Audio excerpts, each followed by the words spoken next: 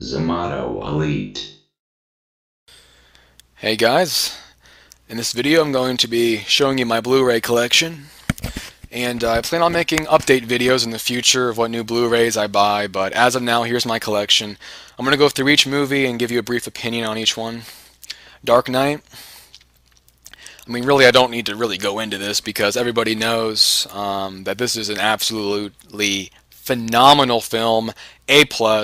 I have pretty much no complaints with it. I really have met nobody who hasn't seen this movie, and also on top of that, I've never met anyone that actually hates this movie. I mean, I've probably met one person, now that I think of it, one guy I know, who actually hated this movie. But other than him, there has been no one, because it is that fucking brilliant of a movie. It is that good. Okay, this movie is excellent. I love it. And you get you get 2 discs or 3 discs. I'm sorry, you get 3 discs with the Blu-ray. Really nice. Should be in everyone's collection. That's a no-brainer. Clockwork Orange. I'm not particularly a fan of this film. I don't see what people see in it.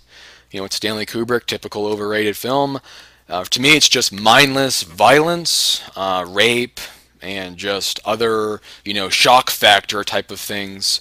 But really, it does an absolute horrible job of capturing the themes from the book.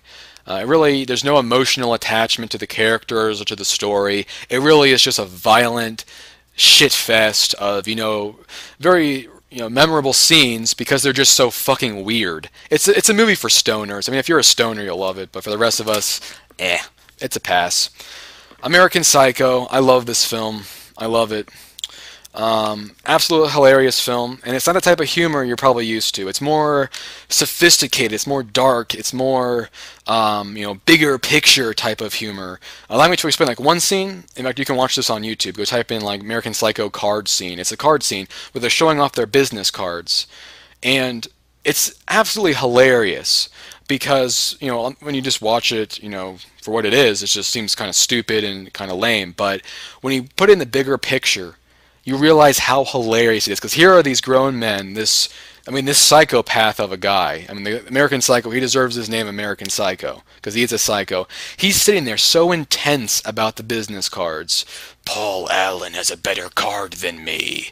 It's just so intense. It's just so well done. And there's just types of humor like that scattered throughout this movie.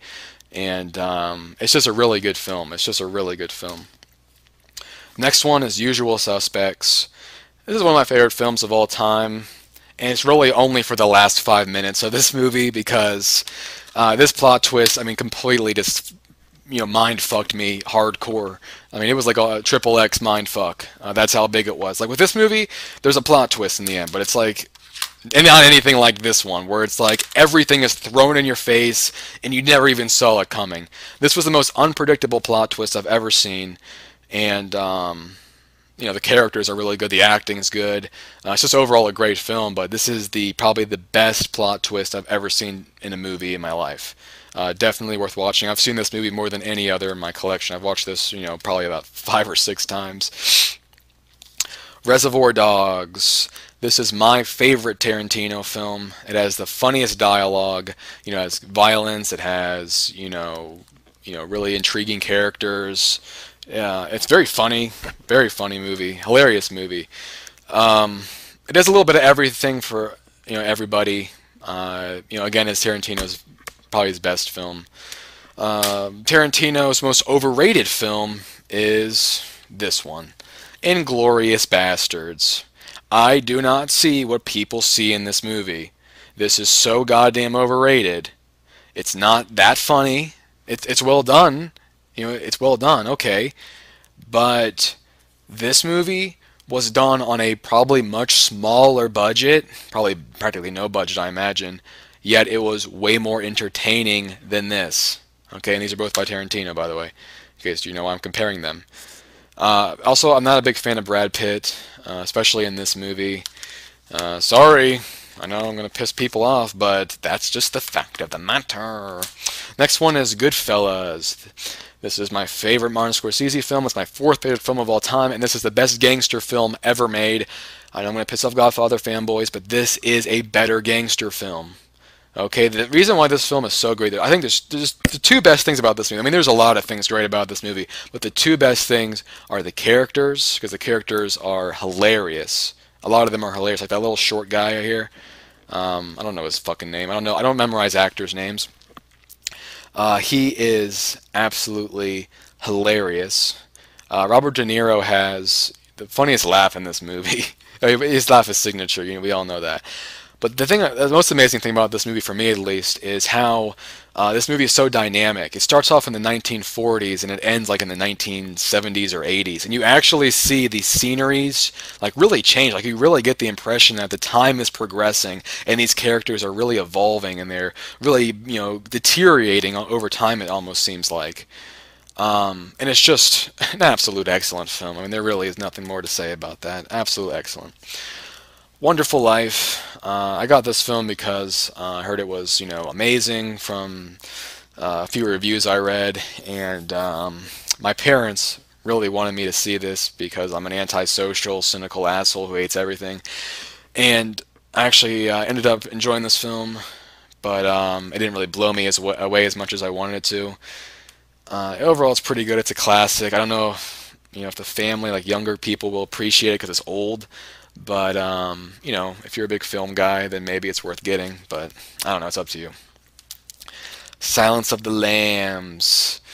This movie, I think, is pretty good. It's not as good as people think it is. Really, the thing that makes this movie is Hannibal Lecter. I mean, without Hannibal, this movie kind of sucks. It's really not that good. And you know, Hannibal Lecter really steals the show with this movie. I mean, he's really just probably one of the best characters ever made, probably besides the Joker. And he hasn't been compared to the Joker because, you know, they're both kind of the same, like these really manipulative, very, you know, brilliant masterminds, you know, just fucking with people. The thing is with me, comparing Joker with Hannibal, is the Joker for me kind of felt like he was reckless, he, you know, was really sloppy, but in the end he always got the job done. Somehow, you know, maybe by luck or by, you know, just some way, you know, he did whatever he could to get the job done. It really wasn't intentional. It was just getting the job done any way he can. But with Hannibal Lecter, it's a little bit different. You actually get the impression that he's intelligently manipulating events in his favor. He's manipulating characters. He's, you know, really putting all of the gears the way he wants, so the puzzle comes out the way he wants. That's really what it felt like with Hannibal, and he actually seemed a whole step, intelligence-wise, above all the other characters in the movie. And actually, he made me feel like a dumbass, which I very rarely feel like in movies. And it's not because I'm a genius; it's just because, you know, you don't really get drawn in. The characters aren't really believable, or the script isn't really well done. But with Hannibal, it's just everything is just there. Everything is just there. You really will feel like a dumbass because it draws you in. It convinces you that this guy's a genius, and you will feel like a dumbass in his presence. Requiem for a Dream. I have not seen it. I suspend all judgments. Raging Bull. I have not seen the whole thing. I've seen about 3/4 of it. I just got this one actually. It's my newest film and the last one I'll be showing you. You know, another Martin Scorsese film, pretty good from what I've seen. My dad has been raving about this film, so you gotta see this, you gotta, it's my favorite film. It's good, but not as good as Goodfellas, sorry. That's it, I'll keep you guys updated on my Blu-rays in the future. Until next time, peace.